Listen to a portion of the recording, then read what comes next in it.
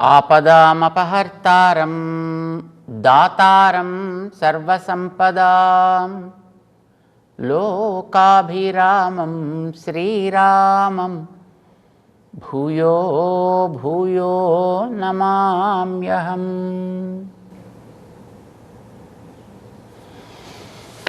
జై శ్రీమన్నారాయణ. ప్రియ భగవద్బంధువులారా,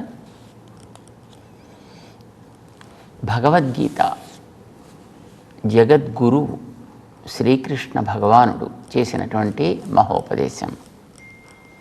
కృష్ణం వందే జగద్గురుం అని కదా మనం కీర్తిస్తాం.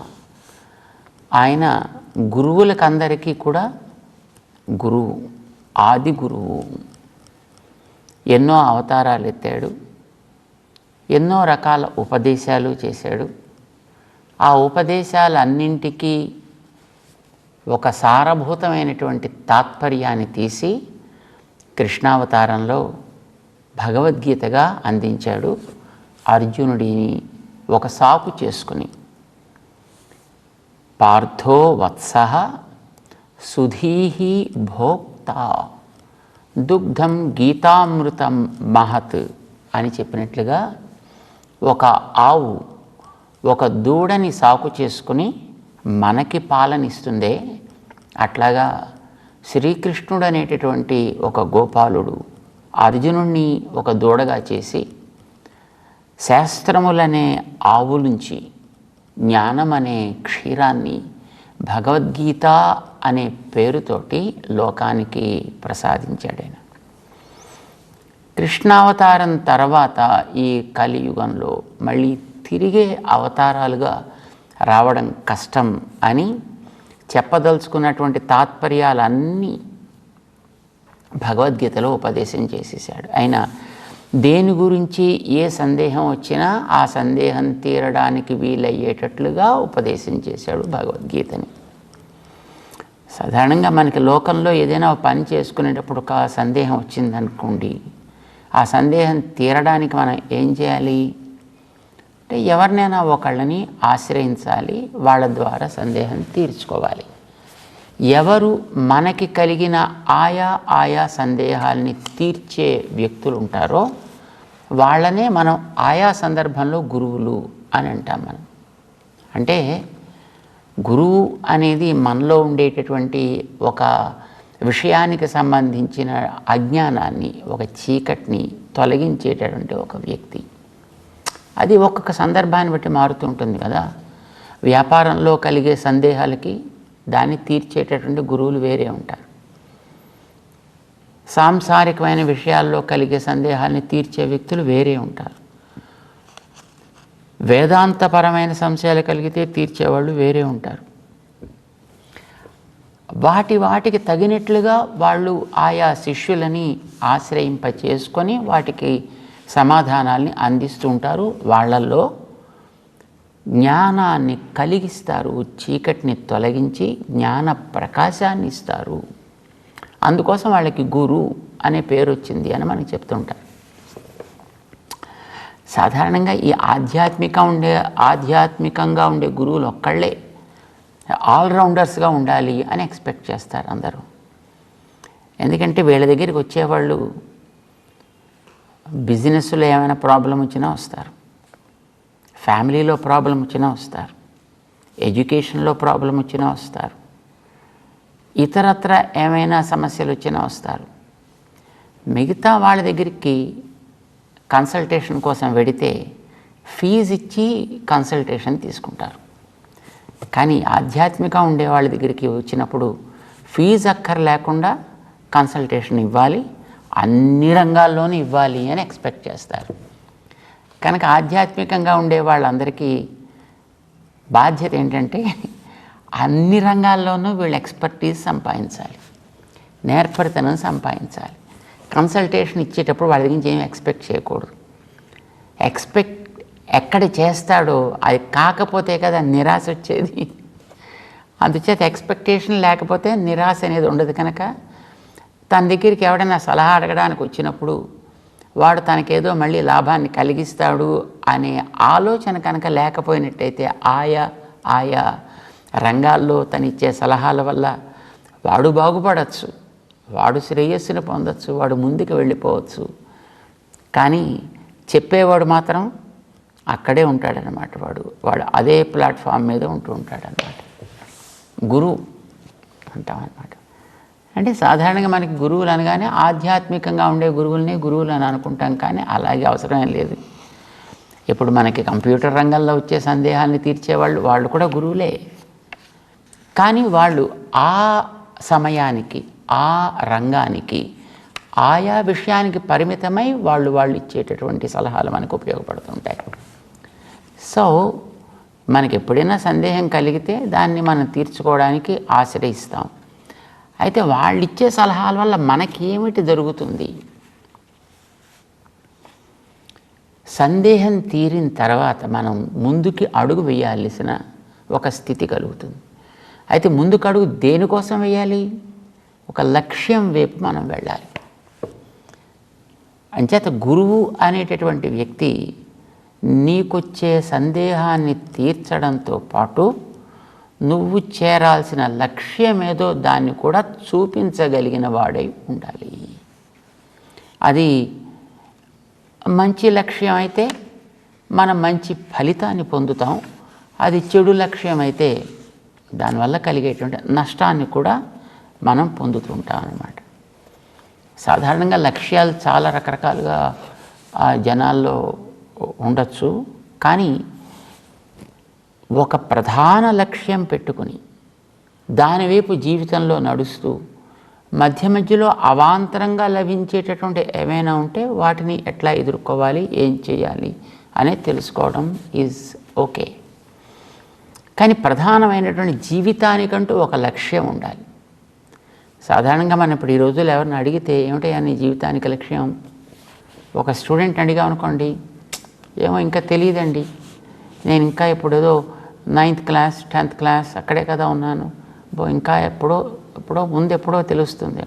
ఏదో ఒక కాలేజీ వాడిని అడిగా అనుకోండి, స్టిల్ ఐఎమ్ ఇన్ కాలేజ్, సరే ఇంకా నా లక్ష్యం ఏమిటో బయటకు వచ్చాక కదా తెలియాలి అంటాడు.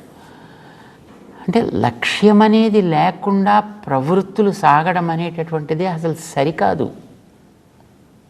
ఏదో ఒక లక్ష్యం ఉండాలి, లక్ష్యం వైపు యాత్ర సాగాలి.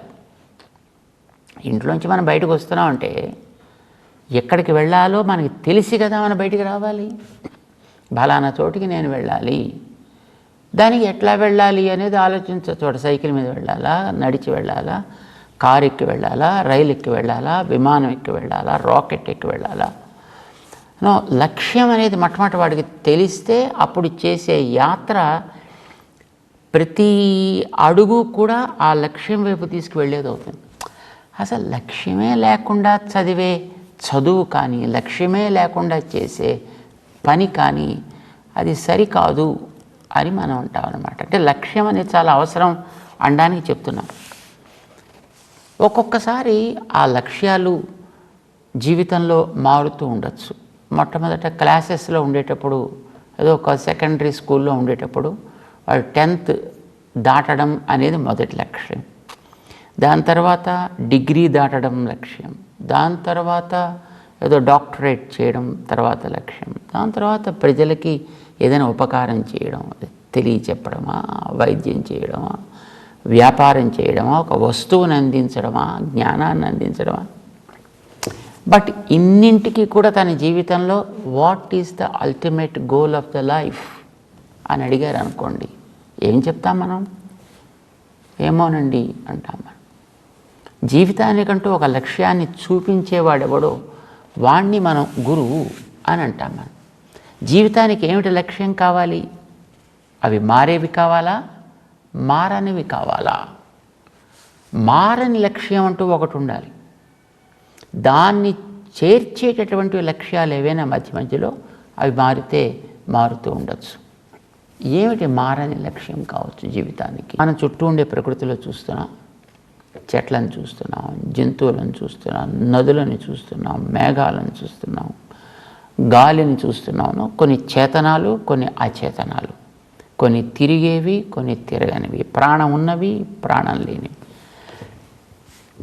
ఇందులో వేటిని చూసినా మనకి ఒకటే లక్ష్యం కనిపిస్తోంది వాటికి అన్నిటికీ కూడా. తన చుట్టూ ఉండేటటువంటి ప్రకృతికి ప్రాణికోటికి ఏదైనా ఇవ్వడం, షేరింగ్.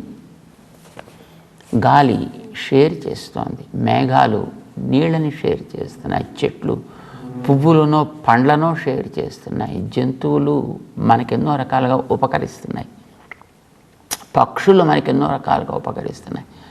ఇందులో వేటిని చూసినా అవి తన తోటి భూతగణానికి అందాం మనం. ఎందుకంటే ఇందులో తిరిగేవి తిరిగినవి అన్నీ ఉన్నాయి కనుక కలెక్టివ్గా మనం చెబితే అవన్నీ కూడా భూతగణాలు. ఇవన్నీ వీటికన్నిటికీ అవి షేర్ చేస్తున్నాయి. మరి ఇప్పుడు మనిషికి లక్ష్యం ఏం కావాలి అంటే వీడికి కూడా అదే లక్ష్యం ఉండాలి కదా, షేర్ చేయడం లక్ష్యం కావాలి. ఇది జీవితానికి ప్రధానమైనటువంటి ఒక లక్ష్యంగా పెట్టుకుంటే అప్పుడు దానికి ఏవో అవాంతరమైనటువంటివి ఏమైనా చిన్న చిన్నవి వాటిని చేరడానికి, దాన్ని సాధించడానికి ఏమైనా చేయొచ్చు. అయితే ఇలాంటివి చేసేటప్పుడు మధ్యలో అన్నీ అంత సజావుగా సాగిపోతాయి అని చెప్పలేం కదా. మధ్యలో ఏవో కొన్ని అవరోధాలు ఏర్పడుతూ ఉండొచ్చు, కొన్ని విఘ్నాలు రావచ్చు, కొన్ని ఆటంకాలు ఏర్పడవచ్చు. అలాంటి ఆటంకాలు ఏర్పడ్డప్పుడు ఆ ఆటంకాలని ఏ విధంగా దాటుకుంటూ వెళ్ళాలి, వాటిని తొలగించుకోవాలా, వాటిని దాటాలా, వాటిని టచ్ చేయాలా, వాటిని టచ్ చేయకూడదా, కొన్ని దాటిపోవాల్సి వస్తుంది, కొన్ని తొలగించి వెళ్ళాల్సి వస్తుంది. సో అవరోధాలు వచ్చినప్పుడు వాటి బారిన పడకుండా తద్వారా తన లక్ష్యాన్ని చేరడం సంగతి తర్వాత చేరేంత వరకు తాను ఉండాలి కదా ముందర. అంచేత తన స్వరూపాన్ని నాశనం చేసుకోకుండా లక్ష్యాన్ని చేరడానికి మధ్యలో ఎదురయ్యేటటువంటి అవరోధాలని దాటుకుంటూ ఏ విధంగా వెళ్ళాలి, ఆ లక్ష్యం కూడా తనకి తన తోటి వారందరికీ కూడా భేష్ ఇది మంచిది అని అనిపించే లక్ష్యాన్ని ఎట్లా మనం ఏర్పరచుకోవాలి, ఇది మనకి తెలియాలి. అలాంటి లక్ష్యాన్ని మనకి అందించేటట్టు మహనీయులు నిజమైనటువంటి గురువులు. అలాంటి చోటికి అలాంటి వారిని మనం ఆశ్రయించాలి. స గురుమేవ అభిగచ్చేత్ అంటుంది వేదం. అంటే బాగుపడదలిచినటువంటి ఒక వ్యక్తి ఇలాంటి లక్ష్యాన్ని మనకి చూపి అవరోధాలని అతిక్రమిస్తూ ముందుకి ఎట్లా నడవాలో చెప్పేటటువంటి గురువు దగ్గరికి మనం వెళ్ళాలి. ఎంతకాలం వెళ్ళాలి, వెళ్ళి ఏం చేయాలి, మనం వినాలి, మనకి తెలియవలసిన వాటిని తెలుసుకోవాలి. ఎంతకాలం తెలుసుకోవాలి, తెలిసినది నీ మనస్సులో స్థిరపడేటంత వరకు, నిన్ను కార్యోన్ముఖుణ్ణిగా తీర్చిదిద్దేటంత వరకు నువ్వు వింటూనే ఉండాలి. అర్థమయ్యేదాకా వినాలి కదా. మనకి చిన్నప్పుడు అఆలు రాయిస్తారు. అఆలు రాయించినప్పుడు పలక తీసి పలక మీద ఆ ఆ ఆ ఆ ఆ ఎన్నిసార్లు రాయిస్తారు? ఇంకొక సహాయం అవసరం లేకుండా ఎప్పుడు అడిగితే అప్పుడు నువ్వు దాన్ని మళ్ళీ రాసి చూపించగలిగేటంత వరకు రాయలేదు. ఒకసారా, 100 సార్లా, 200 సార్లా, అది వాడి యోగ్యతని బట్టి ఉంటుంది. అలాగే మనకి లక్ష్యాన్ని చూపించాల్సినటువంటి మహానుభావుల దగ్గరికి మనం వెళ్ళి వాళ్ళని ఆశ్రయించి వాళ్ళ ద్వారా శ్రవణం చేసి, ఎంతకాలం శ్రవణం చేయాలి? మనం చరిత్రలో చూస్తే ఒక్కొక్క చోట వాళ్ళు ఏళ్ల తరబడి శుశ్రూష చేసుకుంటూ, అంటే ఆయా గురువుల దగ్గరికి వెళ్ళగానే వాళ్ళు చెప్పారు. ఎందుకంటే వీడికి గ్రహించే యోగ్యత ఉందా లేదా ఇది కూడా చెక్ చేస్తారు వాళ్ళు. గ్రహించే రుచి ఉందా లేదా, వాడంతట వాడొచ్చాడా లేదా ఎవడో ప్రేరేపిస్తే వాడి పోరు తట్టుకోలేక వచ్చి ఇక్కడ దిగబడ్డా. ఇప్పుడు కొంతమంది తల్లిదండ్రులు పట్టుకొచ్చి పిల్లల్ని గురుకులాల్లో వదిలిపెడతారండి. ఎందుకంటే వాళ్ళు ఇంట్లో వాడిని పడలేక, స్కూల్లో వేస్తే అక్కడ వాళ్ళు పడలేక, బయట వాడు ప్రైవేట్ పెడితే అక్కడ వాడు పడలేక, ఇంట్లో ఉంటే వీళ్ళు ఎలాగో పడలేరు కనుక తీసుకెళ్ళి ఓ గురుకులంలో స్వాములవారి దగ్గర వారేస్తే ఇంకా పడేదేదో వాళ్ళు పడతారు. ఇంకా ఆయన తీసుకొచ్చి మా దగ్గర పట్టేస్తుంటారు. సరే, ఎవరు వచ్చినప్పటికీ బాగు చేసుకోవడం అనేటటువంటిది వాళ్ళకు కావాల్సిన రీతిలో వాళ్ళు దాన్ని అందుకోగలిగేట్టుగా తీర్చిదిద్దడం అనేటటువంటిది గురుకులాలు చేస్తాయి. సో అలా ఉండేటటువంటి ఎవడి ప్రేరణతో వాడు వచ్చాడా, వాడుకుండే సహజమైన రుచితోటి వాడు వచ్చాడా, లేదు రుచి లేకపోతే రుచి కలిగిస్తే కలిగించుకోగలిగేటట్టున్నాడు అట్లీస్ట్. ఇప్పుడు ఒక్కొక్కసారి అసలు వాడికి ఏమీ తెలియదు అనుకోండి, మంచిది. సగం సగం తెలిసి వాడు వక్రభాష్యాలు చేయడం కంటే ఏమీ తెలియకుండా ఉండేటటువంటి ప్లెయిన్ పేపర్లా వస్తే దాని మీద ఏది కావాలంటే అది మనం గీసుకోవచ్చు. రైట్? ఒక వ్యక్తిని మంచిగా మనం తయారు చేయొచ్చు. తయారు చేసే శ్రద్ధ మనకున్నప్పుడు కనీసం ఒకసారి కాకపోతే 100 సార్లకి 1000 సార్లకైనా వాడు తయారు కాగలిగే యోగ్యత ఉన్నవాడైతే వాడి మీద మనం కృషి చేస్తూ చేస్తూ చేస్తూ ఏదో ఒకనాటికి వాడిని తయారు చేయొచ్చు. మంచిగా బుద్ధిమంతుడైతే ఒకసారో 2 సార్లు చెప్పగానే గ్రహించగలిగేటటువంటి మతి వాడికి ఉన్నట్టయితే వాడిని తయారు చేయొచ్చు. అసలు వాడికి రుచే లేదు, చెప్పినా ఎక్కదు, అసలు వాడికి ఇంకెందుకు ఏ రకంగానూ కూడా ఉపయోగపడదు, వాడు దానికి పూర్తిగా విరుద్ధము వ్యతిరేకము అనుకోండి, అలాంటి వాళ్ళని ఉపేక్షించడం, దాంట్లో నుంచి పక్కకు తొలగించడం అనేటటువంటి శ్రేయస్కరం. రుచి ఉండేవాడికైనా ఎంతకాలం ఉండాలి అనేది మనం చరిత్రలో చూస్తే ఒక్కొక్కసారి 12 ఏళ్ళు, 16 ఏళ్ళు, 24 ఏళ్ళు, లేకపోతే ఇంకా ఎక్కువ సంవత్సరాలు అలాంటి గురుకుల వాసం చేసి అక్కడక్కడ ఉండేటటువంటి ఆయా అంశాలని గ్రహించిన చరిత్ర కూడా మనకు కనిపిస్తోంది. కనుక ఎంతకాలం వెళ్ళాలి అనేటటువంటిది ప్రశ్న కాదు. గ్రహించి నీకు రావాల్సినటువంటి విజ్ఞానాన్ని నువ్వు పొంది అది నీలో స్థిరపడి తద్వారా నువ్వు దాన్ని ఆచరణలోకి తెచ్చుకోగలిగేటట్లుగా, మళ్ళీ ఎవరో నీ వెనకాతలు ఉండి నీకు దాన్ని అస్తమానం చేయించడం కాకుండా నీ అంతటా నువ్వు దాన్ని చేసుకుపోగలిగే స్థితి నీకు ఏర్పడేటంత వరకు కూడా దాంట్లో మనం వింటూనే ఉండాలి, ప్రాక్టీస్ చేస్తున్నాం, అభ్యాసాన్ని మనం చేసుకుంటూ ఉండాలి. ఏం వాళ్ళు దాంట్లో అలా చేస్తే మన మనస్సు స్థిరపడాలి దాంట్లో. అది శరీరానికి అభ్యాసం కావడం కాదు, మన మనస్సుని మనం దానికి అలవాటు పడేటట్టుగా చేసుకోవాలి. మనస్సు కనుక మనతో ఉన్నట్టయితే నిజానికి ఇంకా మనం సాధించాల్సిందంటూ పెద్దగా ఏం ఉండదు. ఇక్కడ మనస్సు మనతో కనుక లేకపోతే ఎన్ని మనకి సహకరిస్తూ చుట్టూ ఉన్నప్పటికీ కూడా అవి ఏమీ పెద్దగా ప్రయోజనకారులు కావు. పరమభక్త శిఖామణులైనటువంటి ఆళ్వార్ల లాంటి మహానుభావుల్లో కూడా మనం గమనిస్తే వాళ్ళు మనస్సుని చాలా జాగ్రత్తగా చూసుకుంటారు, మనస్సుని బుజ్జగిస్తారు, మనస్సుకి నచ్చ చెబుతారు.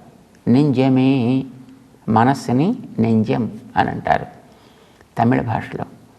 వాళ్ళు మనసుతో మాట్లాడారు, నింజమే నల్లై నల్లై, నువ్వు చాలా మంచిదాని పోయి, నువ్వు చాలా బుద్ధిమంతురాలు పోయి, ఉన్నై పెత్తాల్ ఎన్ చెయ్యో, నువ్వు కనుక మనకు అనుకూలమైనట్టయితే ఈ ప్రపంచంలో సాధించలేదంటూ ఏదీ లేదు అయి, కాస్త అనుకూలించబోయి, నీకు నమస్కారం పెడతా. మనస్సుని ఏదో రకంగా స్వాధీనంలో అట్టే పెట్టుకోగలిగితే ఇక మనకి అన్నీ సాధించవచ్చు. ఎందుకనంటే మనకి ఇంద్రియాలు ఉన్నాయనుకోండి, చెయ్యి, కాలు, కన్ను, ముక్కు, నాలుక, సో ఇలాంటివన్నీ ఉన్నాయి. ఇది ఏదైనా ఒక మంచి పని చెయ్యి అంటే మొట్టమొదటి వచ్చే ఆన్సర్ మనకి నేను చెయ్య. మొండి పిల్లాడు ఉండే చూడండి, ఒరే ఈ పని చేయరా, నేను చెయ్యను, ఒరే అది వద్దురా, నేను చేస్తా. మన ఇంద్రియాలకు లక్షణం అది. ఏదో యోగాభ్యాసం ఉందనుకోండి, మనకి యోగాభ్యాసం లాంటిది ఇచ్చేవోయ్ అంటే అబ్బా వంగట్లేదండి అనిపిస్తుంది. మాట విందు, ఎటో పారిపోతూ ఉంటుంది మనస్సు పారిపోతూ ఉంటుంది, ఇంద్రియాలు దాని గురించి వెనక్కి తిరుగుతూ ఉంటాయి. శరీరము మాట వినదు, ఇంద్రియాలు మాట వినవు. కానీ మనస్సు కనుక మంచిది అయింది అన్నట్టయితే వినని ఇంద్రియాలను కూడా కమాన్ డూ ఇట్. శరీరం మాట వినకుండా ప్రవర్తిస్తుంటే దాన్ని కూడా పిలిచి డూ ఇట్ అని దాన్ని నిర్బంధించి దాని చేత ఆ పని చేసేట్టుగా మనస్సు చేస్తుంది. మనస్సు అనుకూలమైతే, మనస్సు చాలా ప్రధానమండి. చేత మనస్సుని స్వాధీనపరుచుకునేటంత వరకు మనం వింటూనే ఉండాలి. అంతవరకు మనం ఆ గురువుల యొక్క ఆసరా, గురువుల యొక్క సపోర్ట్ మనం తీసుకుంటూనే ఉండాలి. ఇది కనుక మంచిదైందనుకోండి, ఎస్, మనకి శరీరం మాట వినేట్టు చేస్తారు, ఇంద్రియాలు మాట వినేట్టు చేస్తారు. ఇవి రెండూ కూడా లక్ష్యం వైపు నడిచేటట్టుగా ఆ మనస్సు వీడికి డ్రైవ్ చేస్తూ ఉంటుంది వెనకాతల. అలా మనస్సుని తీర్చిదిద్దుకోగలిగేటట్లుగా మనకి చేసేటటువంటి మహానుభావులు గురువులు అని అంటారు అన్నమాట. ఇప్పుడు కొంతమందిని చూడండి, వాళ్ళు కంప్యూటర్ గురూస్, పొలిటికల్ గురూస్ అంటారు వాళ్ళు. అంటే దాంట్లో తల పండిన వాళ్ళు అని అర్థం. చూడండి, ప్రభుత్వాల్లో కూడా పనిచేసేటటువంటి వాళ్ళకి ఒక క్రూషియల్ టైం వచ్చినప్పుడు అలాంటి పండిన వ్యక్తిని ఎవరినో పిలిపించుకుంటారు, వాళ్ళని అడ్వైజర్స్గా పక్కన పెట్టుకుంటారు, వాళ్ళు ఇచ్చిన స్ట్రాటజీ ప్రకారం నడిచిపోతుంటారు. మనం ఈ మధ్యన అలాంటివి ఎన్నెన్నో వింటున్నాం మనం కదా. అంచేత గురువు అనేటటువంటిది సాధారణంగా మనకి మనసుకు తోచినట్లుగా ఏదో ఇంత పెద్ద పొడుగు గడ్డం, ఇంత పెద్ద జుట్టు, దానికి ఏదో అడవుల్లో ఉండడం, ఇలాంటివి లక్షణాలు అని మాత్రమే మనం అనుకోవడానికి వీల్లేదు.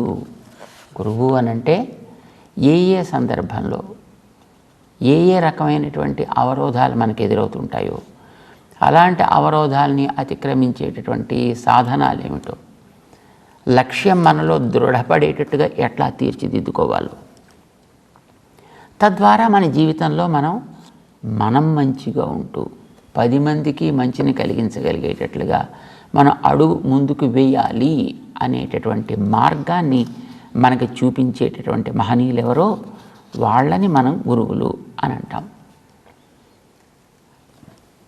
మనస్సులో పడేటట్లా చేసుకోవాలో కూడా వాళ్ళే చెప్తారండి మనకి. ఆ మనస్సులో పడేటట్టు చేసుకోవడానికి మననము అని పేరు పెట్టారు. మనస్సుతో చేసే పని మననం, కంటితో చేసే పని చూడడం అన్నట్టు, ముక్కుతో చేసే పని వాసన గ్రహించడం అన్నట్టు, మనస్సుతో చేసే పనిని మననము అంటారు.